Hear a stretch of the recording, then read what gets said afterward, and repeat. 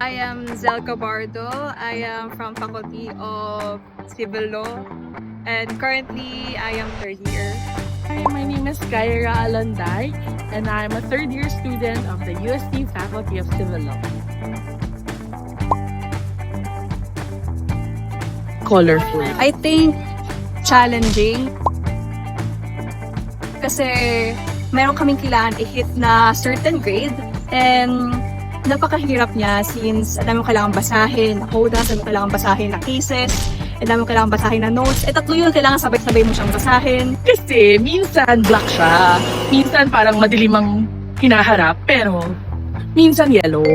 Kasi not just because UST is pure gold, but because along the hardships, there are people who make life bearable, like sun rays or sunshine in UST. Sometimes it's red because you feel a lot of love towards your blockmates, towards your prof.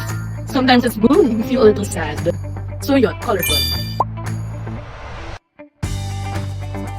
Hindi ka laging magaling, na hindi ka laging tama, na dapat handa kang lunukin ang pride mo dahil may mga taong mag-guide sa'yo para mas bumuti ka pa, not just as a future lawyer, pero mas bumuti ka pang tao. Huwag kang mag-procrastinate. Sobra. Live your life one step at a time. Freshman self, do not give up.